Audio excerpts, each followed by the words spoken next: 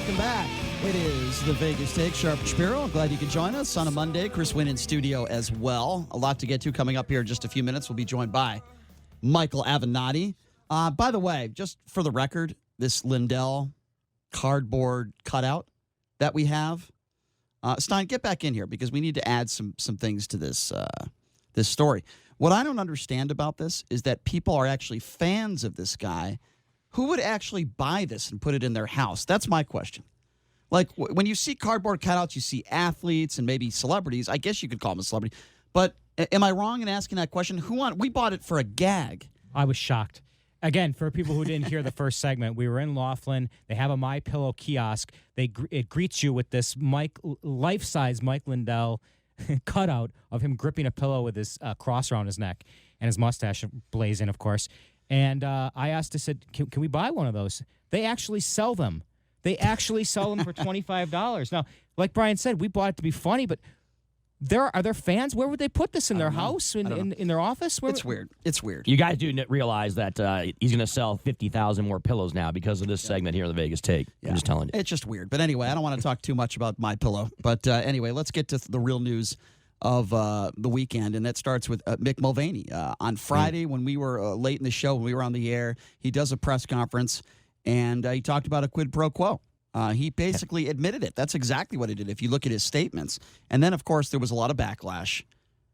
And in that backlash, a lot of people, I believe, forced him to backtrack it, which is unfortunate. So we have a little bit of audio here. This is the chief of staff for President Donald Trump, Mick Mulvaney, admitting that the administration's arrangement with Ukraine was a quid pro quo. What you just described is a quid pro quo. It is funding will not flow unless the investigation into the Democratic server happens as well. We do that all the time with foreign policy. I mean, first of all, this is President Trump's acting chief of staff. Okay, this isn't just anybody that's talking in front of the media. Now, if you're going to say that he got his words wrong or something, I don't know. I mean, I guess it's an excuse. But let's ask attorney Michael Avenatti what he thinks about Mr. Mulvaney and his comments on Friday and what he said since then. Michael, thank you so much for joining us, my man. How you doing? Gents, good morning. How you guys doing? Good. Doing well. Doing well. Michael, we have a lot to get to, so why don't we just get right to it? We're talking about Mick Mulvaney. Let's start there. What do you make of his comments on Friday, and what do you make of him backtracking those comments over the weekend? Well, I mean, this is like, Colonel Jessup, Jack Nicholson, announcing that he didn't order the code red. I mean, this, it's ridiculous. I mean, we saw what we saw. We heard what we heard. He clearly indicated that there was a quid pro quo, although I'm going to go back to, I think it's a mistake, frankly, for the Democrats and for the media to concentrate so much on this question as to whether there was a quid pro quo, because as I've been saying now for weeks, it doesn't matter if there was a quid pro quo. A quid pro quo was not required. In any event, there was an inherent quid pro quo when you have the President of the United States, the most powerful nation on earth, asking a leader of a foreign land for assistance in his political campaign. I mean, that's the crime, if you will. That is the conduct that makes him unfit for the office and impeachable, whether there was a quid pro quo or not. But in my view, there's no question that Mulvaney said what he said. And, they could try to put lipstick on a pig morning, noon, and night. It's not going to change what was said. Yeah. By the way, speaking of Jack Nicholson, I think this is what you were referring to. You're goddamn right I did. Speaking of Jack Nicholson, I thought you're right. Yeah, I agree with you 100%. But do you think this will hurt Mick Mulvaney? Do you think in any way, shape, or form now Trump that might be another guy that leaves the White House? Well, there's no question. I mean, he's going to become the latest, coffee boy. He's going to become the latest guy that Trump's going to say, I barely knew him. I may have a picture with him. Trump does not like, for a guy that's not that bright, Trump has no time for stupidity. And I mean, this was just obscene. It was ridiculous what Mulvaney went and did. Mm-hmm. It was interesting. The legal team, I guess the White House legal team, announced that they had not been involved in the prep of Mulvaney prior to the press conference. I mean, not that they should have needed to be involved with the prep of Mulvaney, I don't think it was a big stretch that he should have expected that he was going to be asked these questions. And for him to just go out and basically admit it, it was a disaster for Trump and the White House. Definitely was. Certainly shocking. Okay, let's talk about your two favorite people. That would be Tucker Carlson and Megyn Kelly. As you know, Megyn appeared on Tucker Carlson's show and was asked if she was the only anchor at NBC who was objective about the Kavanaugh hearings, and she attacked the accuser, who was represented by yourself. So let's listen to this audio, then we'll get you to respond to it. Well, I mean, there's no question that the reporting that was done at NBC on somebody like, let's take Julie Swetnick, who was the completely discredited alleged third accuser against Kavanaugh. This is the woman whose story had, I mean, tons of holes in it. She was, there was a date rape, and everybody saw it, and then nobody saw it, and she basically imploded on the air. This is an Avenatti client, remember her? Yes, vividly. They went to air with that story. So Megyn Kelly, bringing up your name again on the Tucker Carlson show, Michael. First of all, your thoughts on that and your thoughts on her comments about your former client. Well, once again, these folks love to get in their echo chamber on Fox News. They take shots at me. They spread absolute lies about me and my clients. They never want to appear opposite me, despite the fact that I continue to ask to do so that we can have a spirited discussion about the actual facts. And the reason is because they know that they'll get destroyed. So let's talk a minute about what happened in that situation with Ms. Swetnick. Now, first, let's talk about the full extent of the investigation into her allegations. Are you ready? I'm going to now recite for you the full extent of the investigation. I'm ready. Let's do it. All right. Okay, I just told you the full extent of the investigation. There it is. Period, full stop. There was no, look, I want to be really clear about this. There was never an investigation into her allegations, period. Despite the fact that we demanded it repeatedly, we asked the FBI to interview her. We asked the FBI to interview others. We asked the FBI to do a thorough investigation so a determination could be made as to the allegations. It was never done. I made the request, I think, at least 10 times, publicly and privately. It was never done. So this whole issue, this whole mantra that there was a full investigation or that she was discredited, it's a bunch of nonsense. Michael. She was never discredited. She was never discredited, period. Michael, do you think that the reason why, because I'm thinking of why Megyn Kelly would do this, and the only conclusion that I come up with is Megyn Kelly is kissing ass to Tucker Carlson and Fox News because she's trying to get back in there. Her last show was a complete disaster. I don't think Megyn Kelly has a very little talent. I'm just going to call it for what it is. She reads the teleprompter, and then she shows up on Tucker's show attacking her client, bringing your name up into the weeds here. And I think the only reason why she did it, like I said, is because she's trying to sneak back into Fox News. Well, I think there's no question that she's trying to get back in the good graces of Fox News, and I think she is kissing Tucker's ass and others at Fox News in an effort to get her show back, or a show back.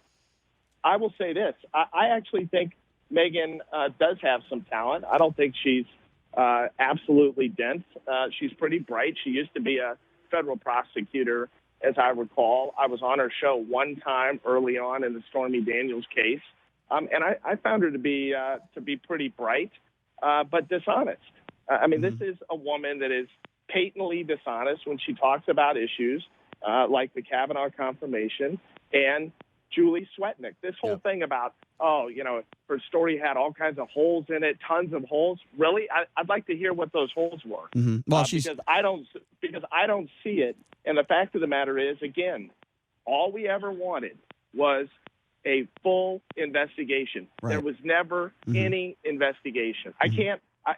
I would say this 1,000 times a day if I could, because it's one of the most frustrating things that has occurred, in my view, over the last 18 months, is this whole dishonest mantra that the right utilizes as it relates to Julie Swetnick and Judge Kavanaugh. Understandable. If you're just joining us, we're speaking with attorney Michael Avenatti. I'll give you this. I'll say Megyn Kelly is definitely more talented than Judge Jeanine. I'll definitely give you that. All right, let's move on. Let's talk, Michael, a little bit about this social media response to apparently Mitt Romney having a fake Twitter account. His name on Twitter, Pierre Delecto. I guess Don Jr. put out a tweet.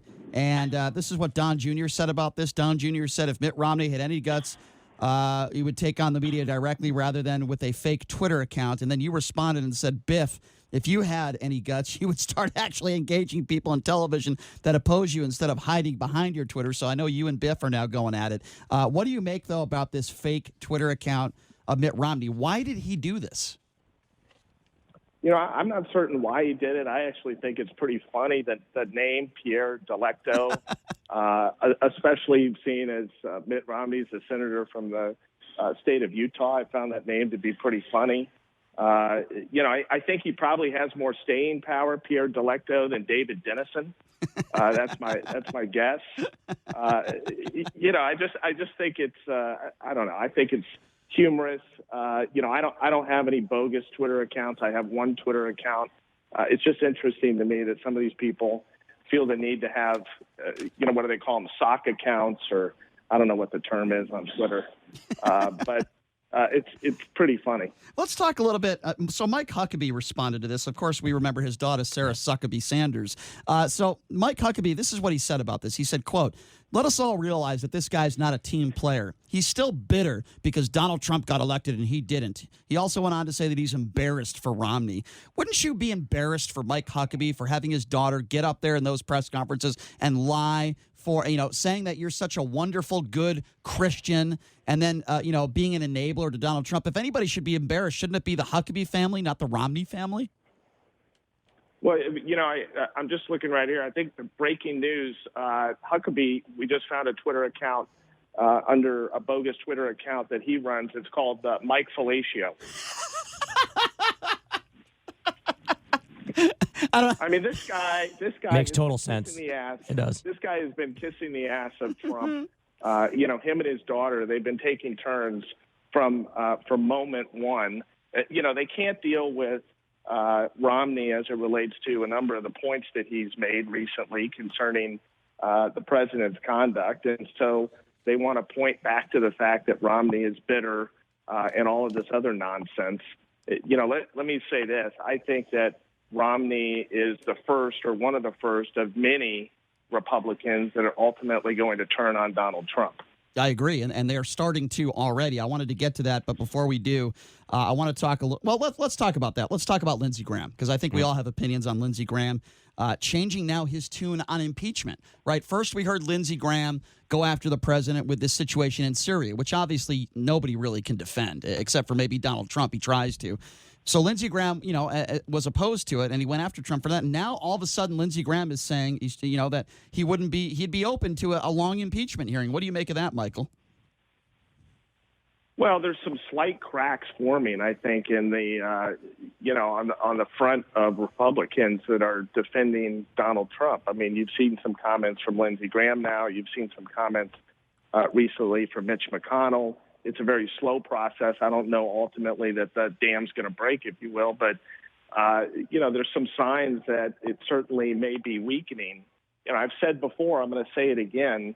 So we're in a window right now, and that window, in my view, is going to close probably in late February, March at the very latest, and that's the window in which the Republicans have to decide if they're going to actually, ride this horse, Donald Trump, through to the election in 2020, if they're going to absolutely back him in the race for the White House and let him continue to be the leader of the party.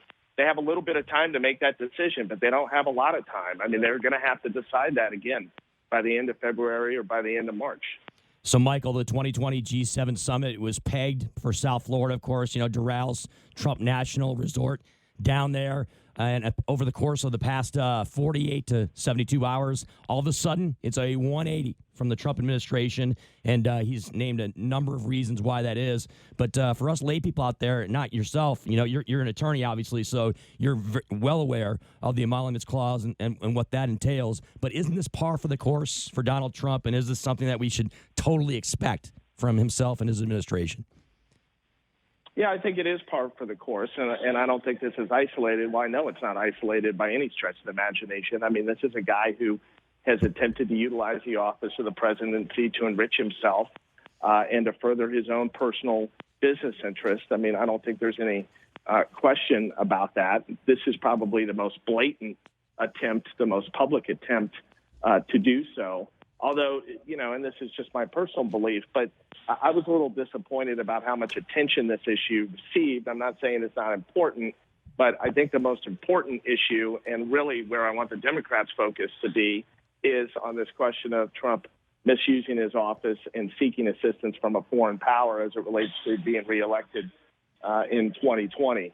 I think the Democrats need to remain focused. I think their messaging needs to continue to be focused or even more focused, and they need to continue to be aggressive, because in the news cycles that we find ourselves in that change so quickly, it's really easy for people to take their eye off the ball. Just joining us, Attorney Michael Avenatti. We'll take your calls here in just a few minutes at 257-5396. Again, that number 702-257-5396. Michael, as you've seen the last several weeks, Hillary Clinton back in the news, alluding to the fact that there might be a small possibility that she enters the race. I don't think she will. But now Tulsi Gabbard is going after her. She put out a tweet a few days ago saying Hillary and her gang of rich, powerful elite are going after me to send a message to you. Shut up, toe the line, or be destroyed. And then Hillary, tweeting back at her, and they have this little cat fight going on Twitter. First of all, Tulsi Gabbard also made a comment over the weekend saying, well, it appears as though it's between you and me in the Democratic Party. I don't know if Tulsi Gabbard is delusional or on drugs, but last I checked, she has about 2% of the vote. So I'm not sure what that comment meant. But what do you make of this Gabbard-Hillary Clinton cat fight on social media? Well, I think it's unfortunate, and frankly, I think that Gabbard should get out of the race. And she announced, I think, over the weekend that it's her intention to go all the way to the convention, regardless of what her level of support is. I don't understand that decision. I'm not willing to say quite yet that she's a Russian asset, as Hillary Clinton did. That may be a step too far in my view right now. But certainly, something is constantly being used by a number of right-wing conservative sites. I think they like her in the race. I frankly don't understand the end game for Tulsi Gabbard. She's about, if she hasn't already, I think she's on the verge of destroying any future within Democratic politics. I don't know if she's looking to change parties or what the story is, but something doesn't seem right. All right, well, why don't we sneak in a quick phone call before we go to break, and we will take more of your phone calls on the other side, 257-5396. Let's sneak in one call here. Let's go to Frank. Frank, you're on with Michael Avenatti. Go. I just have a question about the quid pro quo accusations for the president. Don't we have a treaty in place or some kind of arrangement in place that we're supposed to work with different countries to root out corruption? And even though Joe Biden is running for president, it doesn't shield him from his acts under the previous corrupt administration for corruption. And so it's the duty of the president to seek out the corruption, and especially clear up All right, the Frank. mess from All right, Frank. 2016. Frank, hang on. Let's let Michael respond to that. Go ahead, Michael. Well, I don't need Michael to respond because Okay, then we don't need you. Then we don't need you. Have a nice day. Michael, go ahead and respond. Well, here's what I'll say. Of course, we have a variety of agreements in place where we work with other nations around the world to ferret out and to end corruption. There's no question about that. But that's done for the benefit of the United States and for the benefit of those nations. It's not done for the benefit of the President of the United States personally. And look, does anyone really believe that Donald Trump sought assistance from Ukraine because he was interested in ferreting out and ending corruption for the benefit of the United States? I mean, come on, that's an absolute joke.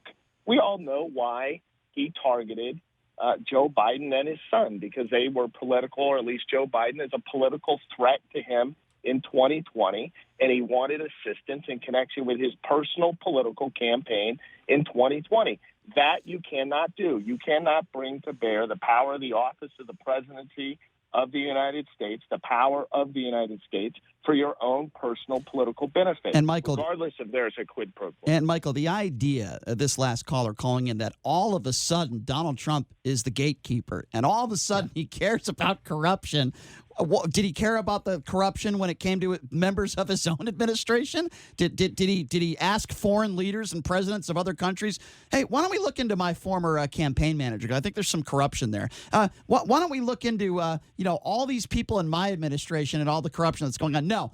Why don't we just decide to look into the Bidens? Why don't we hire my several personal attorneys, including Rudy Giuliani, who is now under investigation, criminal investigation? If you want to talk about corruption for the last guy that called in, why don't you look into Rudy Giuliani? Right now, he's being investigated criminally. Why don't we talk a little bit about that? If you're just joining us, we're joined by attorney Michael Avenatti. We're going to take a break. And, Michael, when we come back, we're going to take a bunch of phone calls. The number to call in if you have a question or comment for Michael, anything that we've discussed, give us a buzz right now. 257-5396 is the number to call. Again, that number, if you want to be a part of this conversation, 702-257-5396. Questions or comments for Michael Avenatti. We'll take a quick break. It's Chris Wynn in studio. I'm Mr. Brian Shapiro, J.D. Sharp here as well. It is the Vegas Take. We'll take a quick break. We'll be back right after this. You are listening to the Vegas Take right here on the all-new 101.5 FM, 720 AM, KDAWN.